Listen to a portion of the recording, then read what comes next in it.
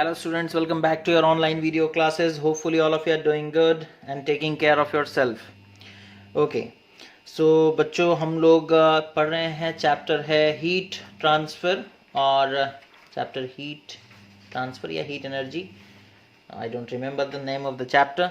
जो भी हो, हीट से रिलेटेड हम लोग पढ़ाई कर रहे हैं और हम लोग आज पढ़ेंगे that is green house effect and global warming के बारे में. ठीक है, तो ग्रीन हाउस इफेक्ट क्या होता है. ठीक है, पहले उसका डेफिनेशन देखते हैं, है ना. Green house effect,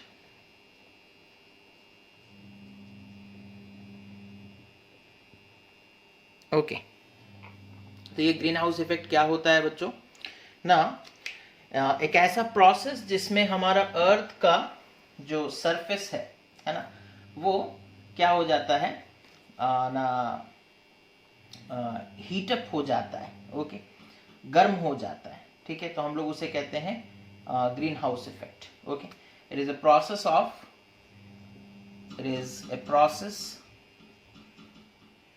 of warming. It is a process of warming of planet's surface, okay, and its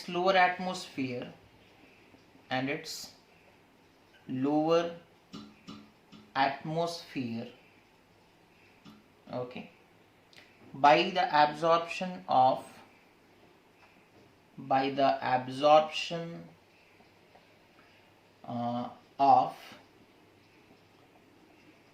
infrared radiations, okay, of long wavelength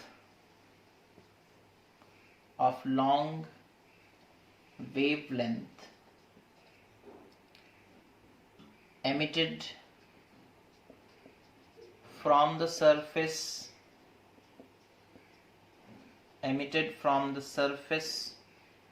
of the planet. ठीक है, ओके. तो यहां पर देखो बच्चों,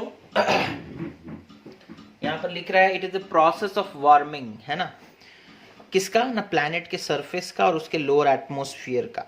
ठीक है, by the absorption of infrared radiations of long wavelength emitted from the surface of the planet. Okay, अब यहाँ पर देखो, जैसे सपोज कर लो हम लोग एग्जाम्पल लेते हैं अपने प्लैनेट अर्थ का.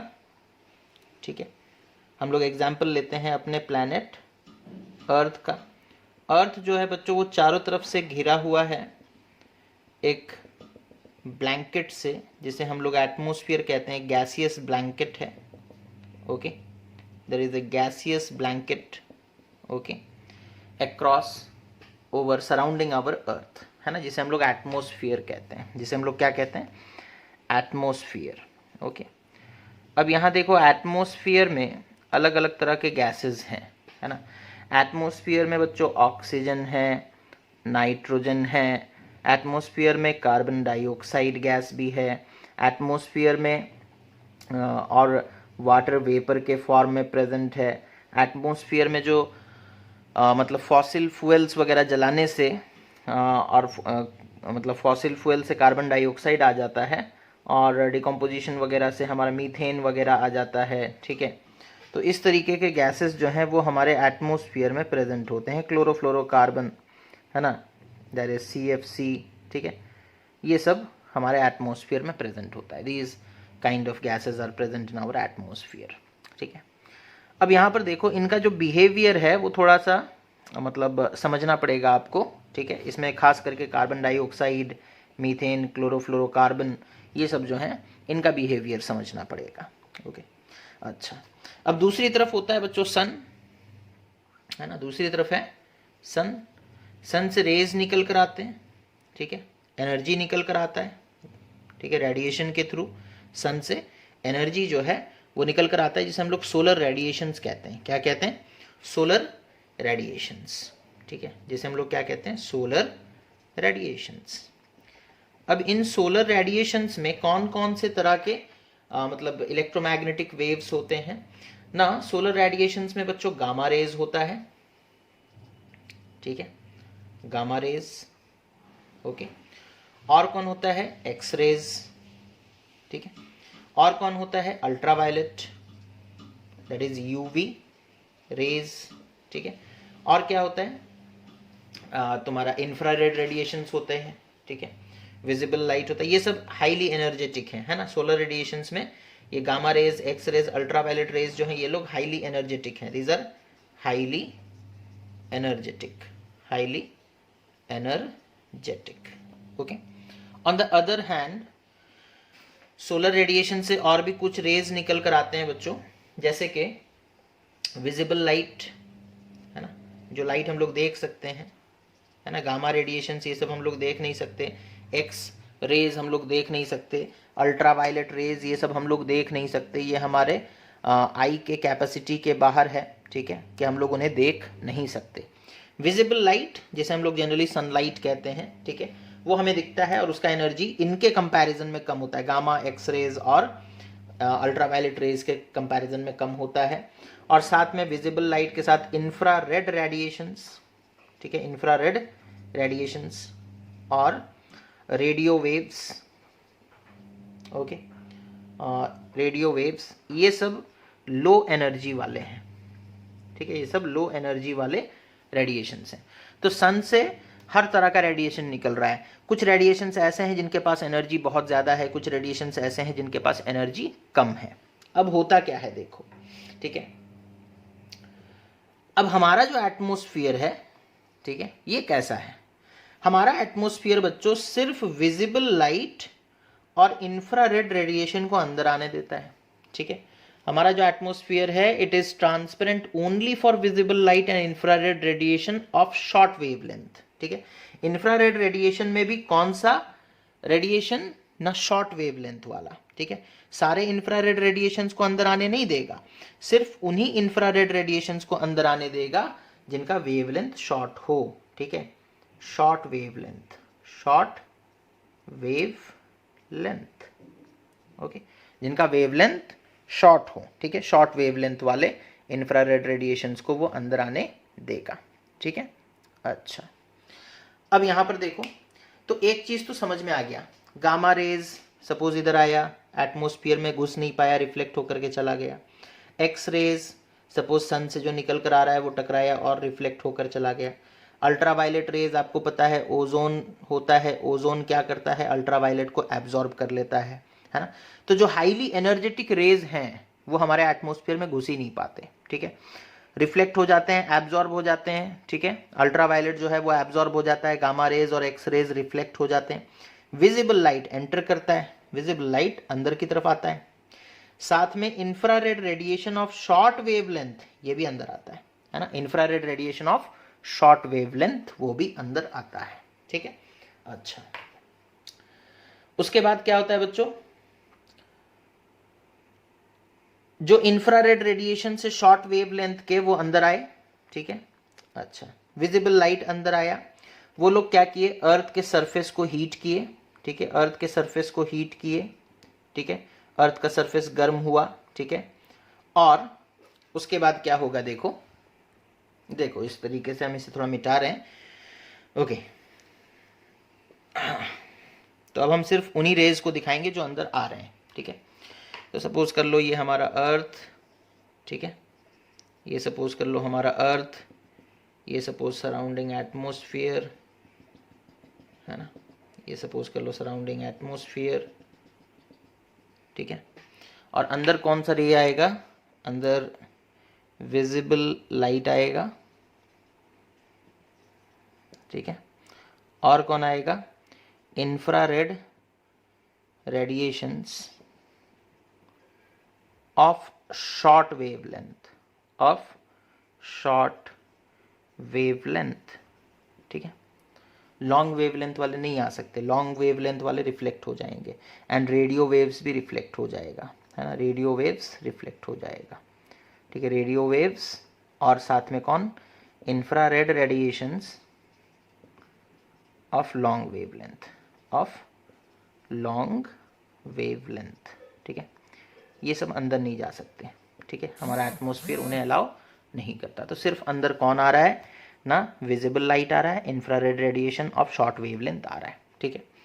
अच्छा, जब ये विजिबल लाइट और इंफ्रारेड रेडिएशन हमारे एटमॉस्फेयर के अंदर घुसेगा तो वो क्या करेगा ना, वो एटमॉस्फेयर से जब क्रॉस करेगा बच्चों, तो एटमॉस्फेयर में क्लाउड्स हैं और भी अलग अलग तरह के गैसेस हैं, ठीक है, ये लोग हीट एनर्जी को ट्रैप करेंगे, हीट एनर्जी को एब्जॉर्ब करेंगे, तो हमारा एटमॉस्फेयर गर्म होने लगेगा।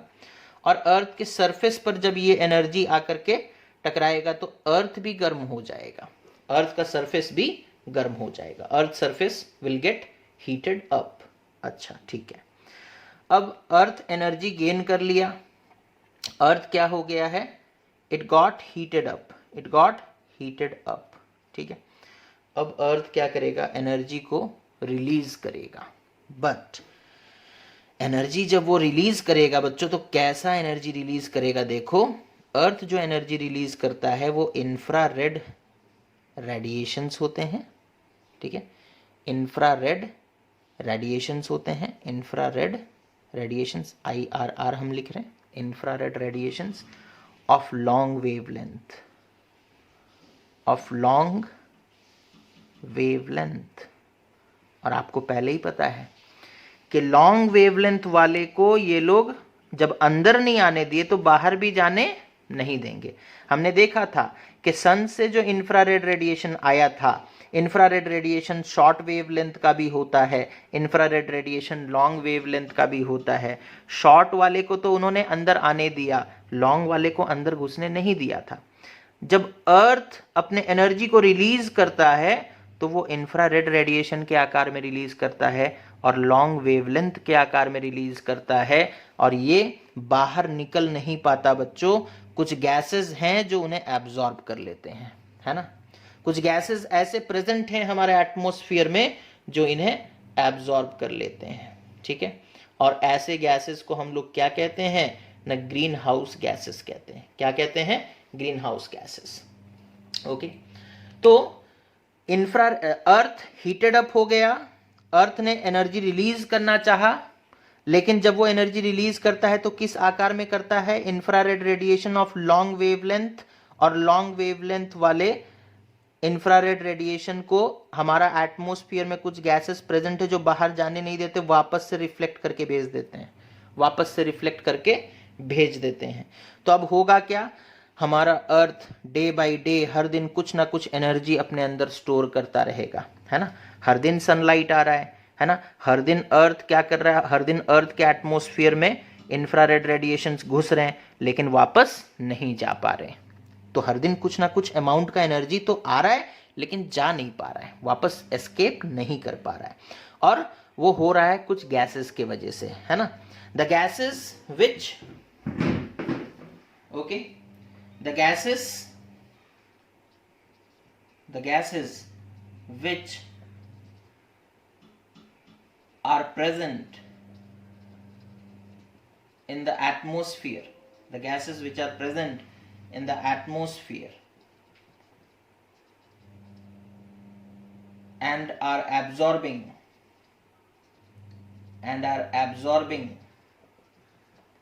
the infrared radiations of long wavelength, ठीक है, of long wavelength, okay, are known as greenhouse gases, are known as greenhouse gases, ठीक है। उन्हीं को हम लोग ग्रीन हाउस गैसेस कहते हैं बच्चों, जो कि इंफ्रारेड रेडिएशंस को वापस बाहर जाने नहीं दे रहे, ठीक है। अच्छा, the gases which are good absorber of long wavelength infrared radiation are called greenhouse gases। और वो गैसेस कौन से हैं बच्चों, गैसेस हैं carbon dioxide, just a second, कौन से गैसेस हैं ना, गैसेस हैं कार्बन डाइऑक्साइड, उसके बाद है मीथेन, ठीक है, there is CH4, water vapour, ठीक है, chlorofluorocarbon, there is CFC, okay, these all gases, है ना, are the main player of this game, okay. ये लोग एक बहुत ही इंपॉर्टेंट रोल प्ले करते हैं ग्रीन हाउस इफेक्ट में, है ना। these are the important greenhouse gases, these are the important greenhouse gases, ठीक है, okay, these are the important greenhouse gases। Book में क्लाउड भी लिखता है, but cloud is nothing but water. आपको पता है वाटर के ड्रॉपलेट्स जब इकट्ठा हो जाते हैं तो वही क्लाउड कहलाते हैं, ठीक है। तो इसी के लिए हमने यहाँ पर H2O लिख दिया वाटर वेपर के आकार में, ओके। तो ये पूरा कहानी चल रहा है बच्चों। एनर्जी सन से आ रहा है, बहुत सारा एनर्जी तो रिफ्लेक्ट होकर के चला जा रहा है, कुछ एनर्जी अंदर एंटर करता है, ठीक है, लेकिन अंदर एंटर करके अर्थ को हीट कर देता है। अर्थ अपने हीट को रिलीज करना चाहता है, लेकिन जब रिलीज करता है तो कुछ गैसेस ऐसे प्रेजेंट हैं जो उस हीट को बाहर जाने नहीं देते, ठीक है। और जिसके वजह से हमारे अर्थ का atmosphere it will get further heated up and earth का सरफेस भी फर्दर हीटेड अप हो जाएगा, ठीक है। और ये जो गैसेस हैं जो रिस्पॉन्सिबल हैं कि मतलब एटमॉस्फेयर में प्रेजेंट हैं and are absorbing the infrared radiation of long wavelength are known as greenhouse gases, are known as greenhouse gases. और इंपॉर्टेंट ग्रीन हाउस गैसेस यहाँ पर बता दिए गए हैं, ठीक है, ओके। उसके बाद वो क्या लिखता है देखो, उसके बाद वो कहता है The naturally occurring greenhouse gases have an average warming effect of nearly 33 degrees Celsius, so that the average temperature of Earth's surface is about 15.5 degree Celsius, ठीक है। तो वो कह रहा है जो naturally occurring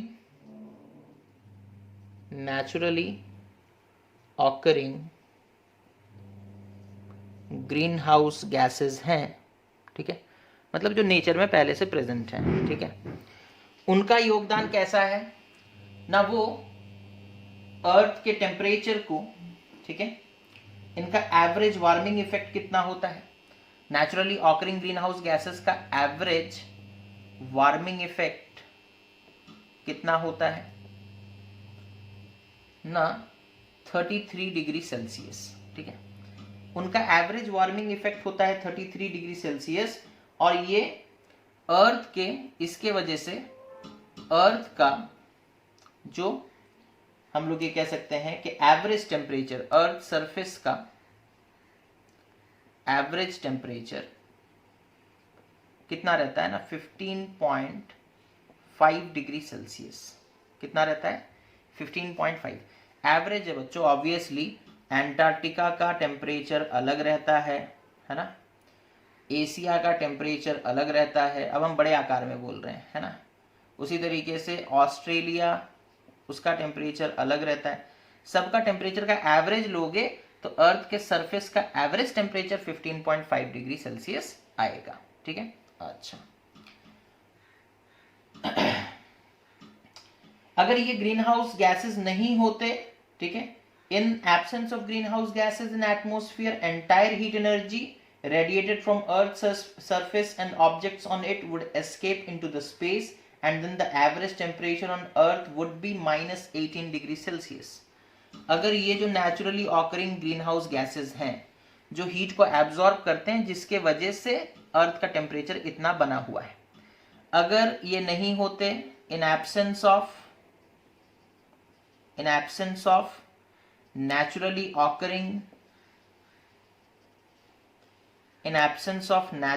occurring greenhouse gases, ठीक है, the average temperature of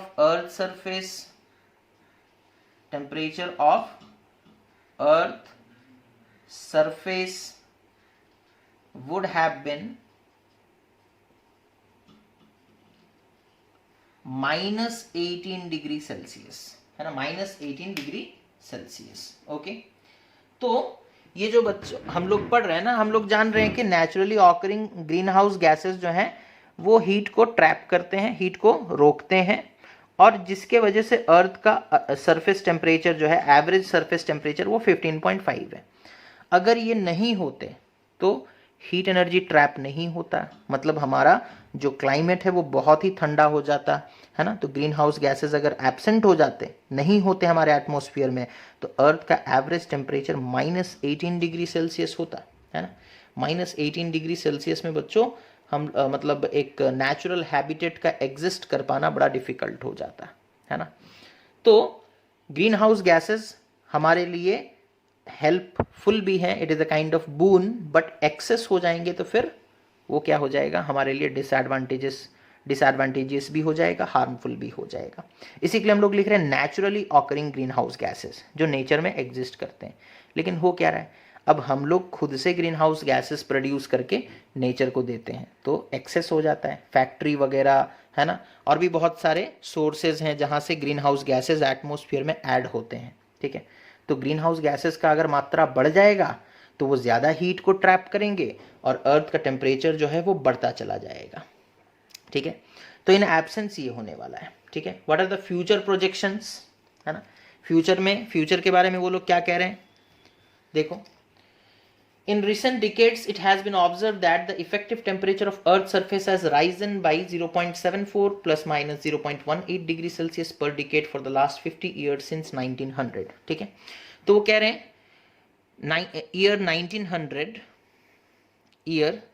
1900 से लेकर के 1950 तक ये देखा गया। कौन से साल से लेकर के, ईयर 1900 से लेकर के 1950 तक ये देखा गया कि पर 10 ईयर यानी कि पर डिकेड एवरेज टेम्परेचर कितना राइज किया है ना, average temperature has risen bye 0.74 plus minus 0.18 degree Celsius, ठीक है। पर डिकेड इतना, यानी कि 1900 में एग्जाम्पल के तौर पर अगर हम लोग बोलेंगे 1900 में सपोज कर लो एवरेज टेम्परेचर था, सपोज कर लो 14 डिग्री सेल्सियस, तो 1910 यानी कि 10 साल के बाद, ठीक है, कितना हो जाएगा 14 पॉइंट, या फिर हम लोग ऐसे लिख सकते हैं 14 plus 0.74 plus minus 0.18 degree Celsius, okay, degree Celsius बढ़ेगा, ठीक है, ऑब्वियसली बढ़ेगा। 0.74 प्लस माइनस 0.18, इसका मतलब क्या होता है बच्चों, मतलब 0.74 प्लस 0.18 कितना हो गया, दैट इज 12 एंड 7 1 8 9 0.92, और 0.74 माइनस 0.18 दैट इज 14 6 615, ओके, 0.56 से लेकर के 0.92, ठीक है। इतना टेम्परेचर बढ़ सकता है, इतना टेम्परेचर बढ़ सकता है, इतना डिग्री सेल्सियस, है ना। यानी कि 1910 में या तो टेम्परेचर हो चुका होगा 14.56 डिग्री सेल्सियस से लेकर के 14.92 डिग्री सेल्सियस, है ना। इस रेंज में टेम्परेचर रहेगा, बढ़ेगा। 1900 में 14 था, 1910 एक डिकेड के बाद 14.56 से लेकर के 14.92 डिग्री सेल्सियस तक टेम्परेचर रहेगा, ठीक है। तो ये देखा गया सन 1900 से लेकर के 1950 तक, 1900 से लेकर के 1950 तक। बट उसके बाद क्या हुआ, 1950 के बाद बच्चों जो राइज है ना, 1900 से लेकर 1950 तक हर 10 साल में 0.74 प्लस माइनस 0.18 बढ़ा करता था। But after that what happened, उसके बाद वो कह रहे हैं the rate of increase is 2.5 degree Celsius per decade, nearly 3 times since 1970, okay, and since 2000, okay। तो यहां पर वो कह रहा है कि 1950 तक छोड़ दो, 1970 से लेकर के 2000 का अगर हम लोग रिकॉर्ड देखते हैं, 1970 से लेकर के 2000 तक का अगर हम लोग रिकॉर्ड देखते हैं, तो हम लोग देखें कि पर डिकेड कितना इंक्रीज हुआ, पर decade average temperature has risen bye 2.5 degree Celsius. 0.74 हुआ करता था बच्चों, अभी 2.5 डिग्री सेल्सियस 10 साल में बढ़ जा रहा है। यानी कि अगर सपोज कर लो अभी टेम्परेचर हमारा एवरेज टेम्परेचर जितना भी है, तो यहां पर देखो वो क्या कह रहे हैं, it is much more, so it is expected that by the end of this century the earth's average temperature will rise up to 64 degree celsius। यानी कि जब ईयर हो जाएगा 2100 तब तक हमारे अर्थ का एवरेज टेम्परेचर 65 डिग्री सेल्सियस होगा, है ना। अब एक चीज सोचो, अभी हमारे अर्थ का एवरेज टेम्परेचर कितना है, 15.5 डिग्री सेल्सियस। अर्थ का एवरेज टेम्परेचर इतना है। अच्छा, इंडिया में गर्मी के दिनों में टेम्परेचर कितना जाता है? मैक्स टू मैक्स सपोज कर लो, हम लोग एक बात करते हैं 48 डिग्री सेल्सियस। ओके, तो जब अर्थ का एवरेज टेम्परेचर 15.5 है तब इंडिया में गर्मी में 48 डिग्री का टेम्परेचर रहता है। जब अर्थ का एवरेज 65 हो जाएगा तो फिर इंडिया में तो गर्मी के दिनों में नहीं भी तो 90 डिग्री सेल्सियस से लेकर के 100 डिग्री सेल्सियस का टेम्परेचर रहेगा गर्मी के दिनों में। और इतने टेम्परेचर में क्या हम लोग सरवाइव कर पाएंगे? नहीं कर पाएंगे, है ना। तो एनवायरनमेंट के हिसाब से अगर हम लोग देखेंगे तो ये जो इंडस्ट्रीज हैं या जो भी जिस तरह का हम लोग अपना मैन मेड एक्टिविटीज हैं उनको अगर कंट्रोल नहीं किए बच्चों, तो और ज्यादा नहीं 60 70 80 सालों के अंदर में ये दुनिया फिर सर्वाइवल के लायक नहीं बचेगा, है ना। या फिर हो सकता है कि हम लोगों में कुछ इवोल्यूशन हो, ठीक है, हम लोग उस टेम्परेचर, उस एटमोसफियर, उस क्लाइमेट को हम लोग अडॉप्ट कर लें तो अलग बात है, but that is very very difficult for us. Okay, यहाँ पर टेम्परेचर 40 डिग्री पार होता है तो हालत खराब हो जाता है ना। तो अगर अर्थ का एवरेज टेम्परेचर 15.5 है तो गर्मी के दिनों में इंडिया में 48 हो जाता है बच्चों। अर्थ का एवरेज टेम्परेचर 65 हो जाएगा तो इंडिया में गर्मी के दिनों में 90 से लेकर के 100 डिग्री सेल्सियस का टेम्परेचर रहेगा, which will be not suitable for our survival, है ना। तो ये हो गया थोड़ा कहानी, है ना। इस चैप्टर में पूरा कहानी ही कहानी है। उसके बाद देखो वो क्या कह रहे हैं। Due to their increase, more heat radiations radiated from the Earth's surface are trapped in its atmosphere. It is believed that the human activities are responsible for the increase in greenhouse gases, namely carbon dioxide in Earth's atmosphere. ठीक है, तो वो कह रहे हैं कि green house gases बढ़ेंगे। जो naturally occurring green house gases हैं वो तो सही है, लेकिन अगर ग्रीन हाउस गैसेस इंक्रीज किए तो क्या होगा? जो हीट वो ट्रैप करते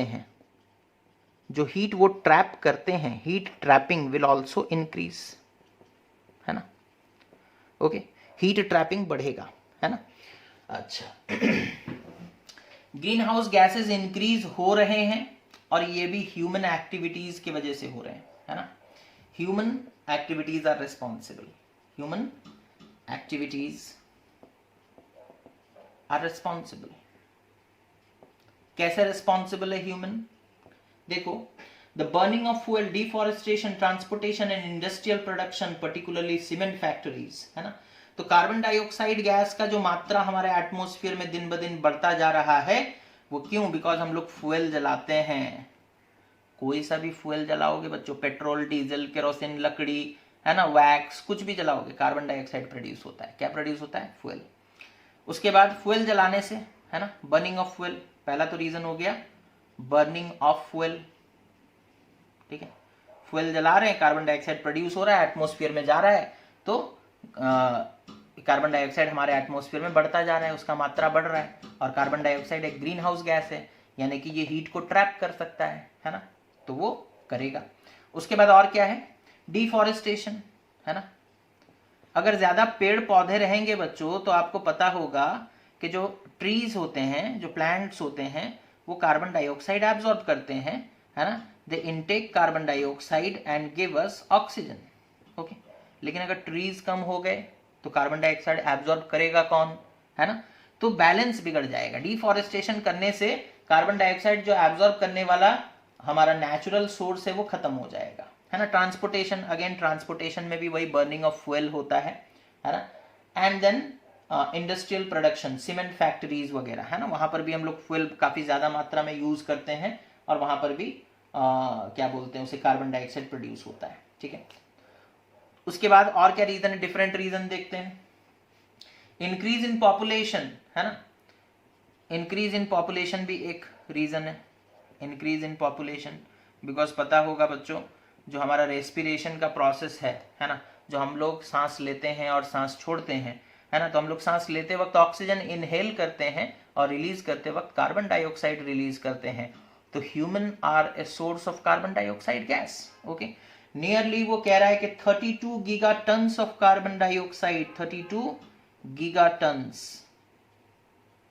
okay, of carbon dioxide gas is released by humans, है ना, released by humans, है ना। तो यहां पर तुम देख सकते हो humans play an important role. imbalance of carbon dioxide cycle, that is ocean does not absorb full amount of carbon dioxide and the vegetables are not able to change all the carbon dioxide into oxygen, ठीक है। तो हम लोग समंदर वगैरह को गंदा कर दे रहे हैं, ठीक है। ऑयल स्पिलिंग होता है समंदर में, हम लोग जो शिप के थ्रू ऑयल लेकर के आते हैं तो ऑयल स्पिलिंग होता है। ऑयल स्पिलिंग हो जाएगा तो पानी के ऊपर एक लेयर ऑयल का बन जाएगा।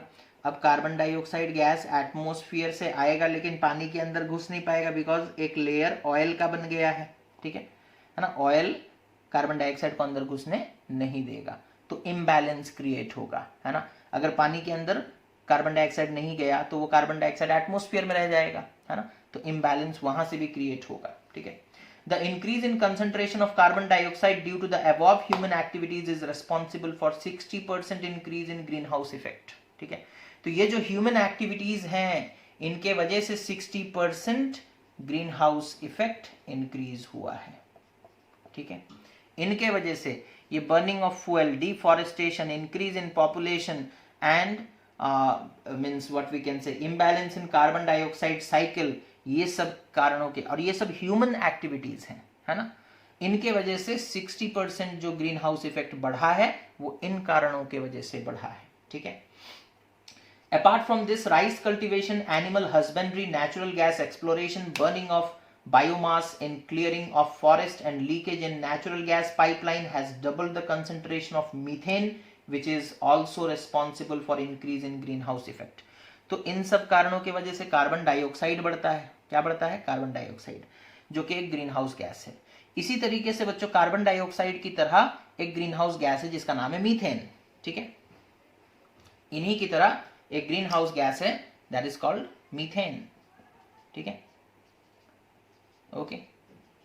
और ये मीथेन कैसे बढ़ता है बच्चों? राइस कल्टीवेशन, ठीक है, rice cultivation, animal husbandry,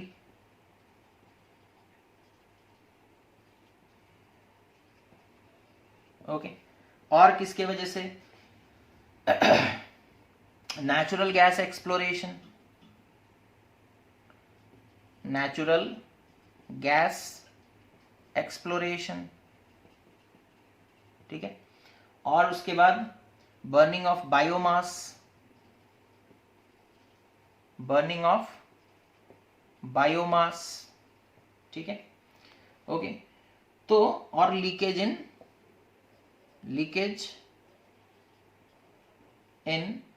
natural gas pipeline, ठीक है।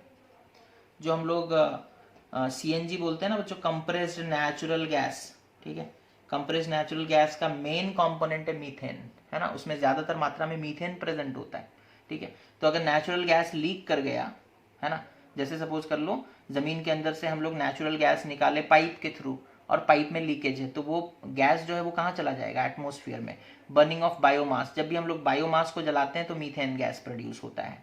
नेचुरल गैस एक्सप्लोरेशन, हम लोग एक्सप्लोर कर रहे हैं कि कहाँ कहाँ पर नेचुरल गैस है, तो हम लोग खुदाई करते हैं, ड्रिलिंग करते हैं और वहां से नेचुरल गैस हमारे एटमॉस्फेयर में आ जाता है ना। एनिमल हस्बेंड्री, जो मतलब एक्सक्रीटा होता है एनिमल्स का, और राइस कल्टीवेशन के दौरान जो वेस्ट प्रोडक्ट निकलते हैं उसे भी हम लोग जलाते वगैरह हैं, है ना, तो उसमें भी मीथेन गैस प्रोड्यूस होता है। And methane gas is another important green house gas, it is an important green house gas, है ना, आफ्टर कार्बन डाइऑक्साइड, ओके। तो ये है बच्चों मीथेन, और मीथेन भी एक ग्रीन हाउस गैस है। जो काम कार्बन डाइऑक्साइड करता है वही काम मीथेन भी करता है, यानी कि ये हीट को ट्रैप कर सकता है ना। क्या कर सकता है? हीट को ट्रैप कर सकता है, और हीट को ट्रैप करेगा तो ग्रीन हाउस इफेक्ट स्टार्ट हो जाएगा, है ना, यानी कि टेम्परेचर बढ़ने लगेगा, टेम्परेचर बढ़ने लगेगा। The increase in concentration of ये गया, thus the increase in greenhouse gases in the atmosphere enhances the greenhouse effect and this causes global warming, है ना। तो ग्रीन हाउस इफेक्ट के वजह से हमारे पूरे ग्लोब का टेम्परेचर बढ़ रहा है, तो हम लोग उसे ग्लोबल वार्मिंग कहते हैं। क्या कहते हैं? ग्लोबल वार्मिंग, ठीक है। पूरे दुनिया का टेम्परेचर बढ़ रहा है, एवरेज टेम्परेचर बढ़ रहा है ना। तो ये सब जो गैसेस हैं बच्चों, ये बड़े ही मतलब अगर सफिशिएंट मतलब एक ऑप्टिमम अमाउंट में अगर ये प्रेजेंट है तो ये हमारे लिए फायदेमंद भी हैं। अगर ये गैसेस नहीं होते तो हमारे अर्थ का एवरेज टेम्परेचर -18 होता बच्चों, है ना, -18 डिग्री सेल्सियस। तो ये गैस होने चाहिए, बट ज्यादा मात्रा में होंगे तो फिर नुकसान पहुंचाएंगे, जैसा कि अभी हो रहा है, जैसा कि अभी हो रहा है। ठीक है, ओके। तो ग्लोबल वार्मिंग क्या है देखो, what is global warming?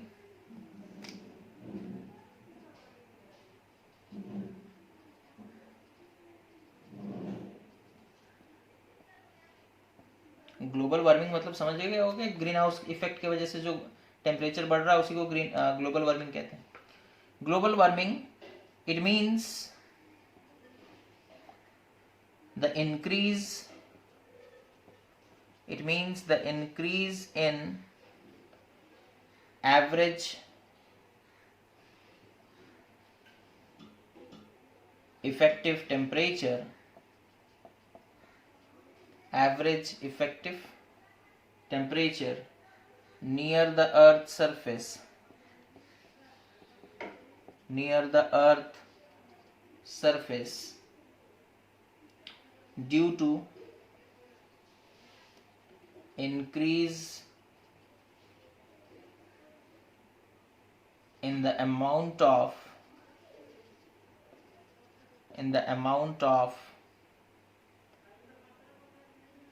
greenhouse gases in the atmosphere।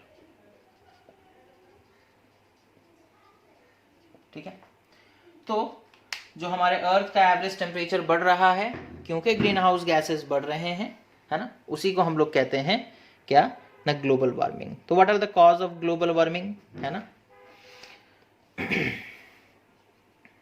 Cause of global warming क्या है, ग्लोबल वार्मिंग का कॉज वो भी जान ही चुके हो बच्चों, है ना, बस अलग से एक टॉपिक बना दिया गया है ना। So what is the cause of global warming? The cause of global warming is the increase in concentration of greenhouse gases present in the atmosphere of the earth due to human activities.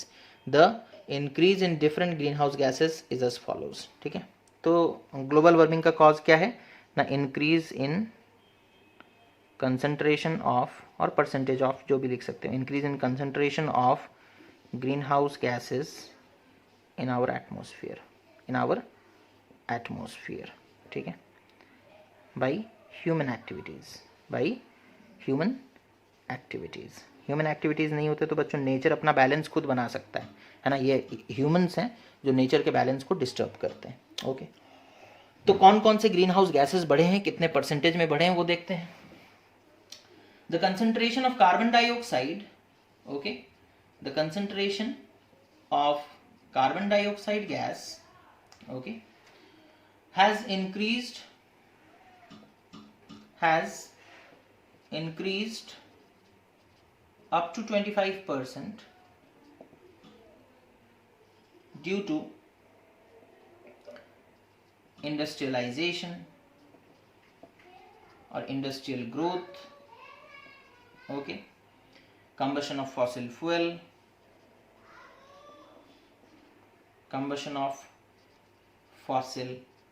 fuel, clearing of forest, that is deforestation etc, ठीक है। तो ये जो factories industries हम लोग बना रहे बच्चों, है ना, उसके लिए फैक्ट्रीज को चलाने के लिए फ्यूल चाहिए, है ना, तो जो भी हो हम लोग काफी ज्यादा मात्रा में फ्यूल यूज कर रहे हैं और दूसरी तरफ हम लोग पेड़ पौधों को काट दे रहे हैं, है ना, तो क्या हो रहा है ना, हमारे कार्बन डाइऑक्साइड का जो मात्रा है वो बढ़ता जा रहा है। एंड कार्बन डाइऑक्साइड एक ग्रीन हाउस गैस है जो कि ग्लोबल वार्मिंग प्रोड्यूस कर सकता है। ठीक है, दूसरी तरफ अगर हम लोग बात करेंगे तो दूसरा गैस दैट इज मीथेन, है ना, तो agricultural activities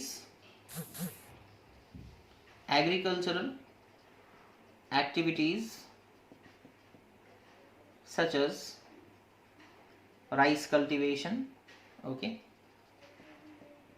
rice cultivation, animal husbandry, okay, उसके बाद gas exploration, natural gas exploration, ठीक है, natural gas exploration, okay, gas leakage, okay, has led to the increase in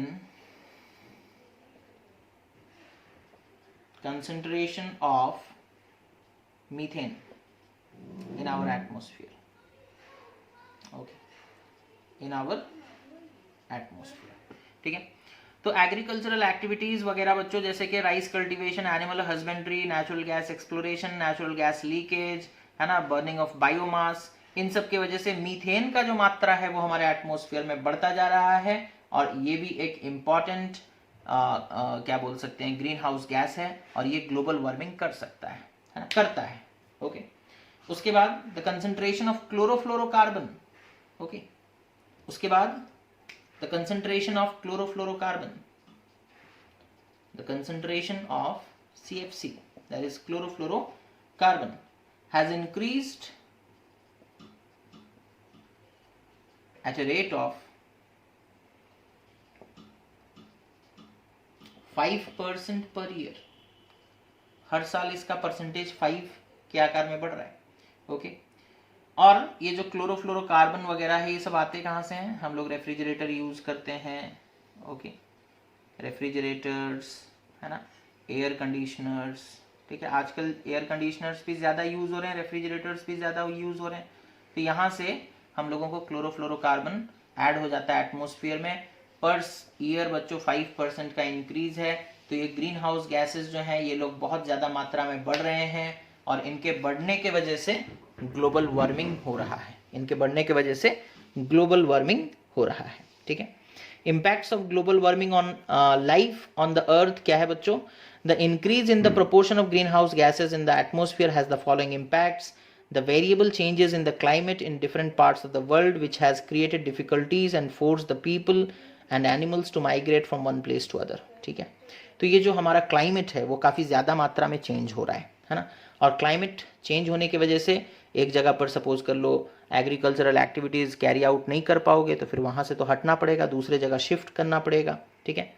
humans को भी और एनिमल्स को भी माइग्रेट करना पड़ेगा। The change in blooming season of different plants, ठीक है, जैसे सपोज कर लो एक प्लांट है वो सपोज कर लो सर्दी के मौसम में ब्लूम करता था, है ना, अब सपोज कर लो वो गर्मी के मौसम में ब्लूम कर रहा है ना, तो इससे भी डिफिकल्टीज आएंगे, इससे भी प्रॉब्लम्स क्रिएट होंगे।